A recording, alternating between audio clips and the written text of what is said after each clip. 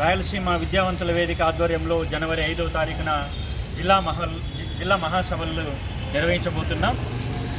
రాయలసీమ అస్తిత్వాన్ని, రాయలసీమ హక్కులను, రాయలసీమకు అవసరమైనటువంటి నీళ్లు, నిధులు, నియామకాలను సాధించుకోవడానికి విద్యావంతుల వేదిక గత 14 సంవత్సరాలుగా ప్రజా ఉద్యమాల్లో పాల్పంచుకుంటూ అన్ని ప్రజా సంఘాలతో కలిసి ఉద్యమాలను నిర్వహిస్తుండడం అందరూ గమనించిన విషయమే.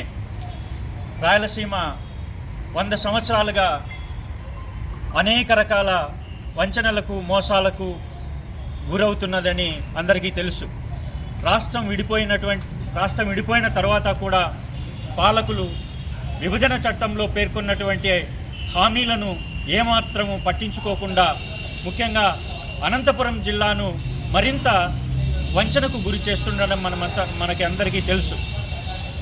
రాయలసీమకు రావాల్సినటువంటి ప్రయోజనాలని పట్టించుకోకుండా, రాయలసీమలోని ప్రాజెక్టులను పూర్తి చేయకుండా, రాయలసీమకు ముఖ్యంగా అనంతపురం జిల్లాకు సాగునీటి విషయంలో మరింత అన్యాయం జరుగుతుందనేది కూడా అందరికీ తెలిసినటువంటి విషయమే. సో ఈ అన్ని సమస్యలపై రాయలసీమ విద్యావంతుల వేదిక జిల్లాలోను, రాయలసీమ ప్రాంతంలోని అన్ని ప్రజా సంఘాలతోనూ కలిసి అనేక రకాల ఉద్యమాలని నిర్వహిస్తుంది. భవిష్యత్తులో కూడా ప్రజలతో మమేకమై ఈ ప్రయోజనాలను సాధించుకోవడానికి, రాయలసీమ హక్కులను సాధించుకోవడానికి నిరంతరం ప్రజా పోరాటాలు చేస్తూ వాటిని సాధించుకుంటుందని తెలియజేస్తూ, జనవరి 5న ఆర్ట్స్ కాలేజీలో జరగబోయే అనంతపురం జిల్లా మహాసభలని విజయవంతం చేయాలని కోరుతూ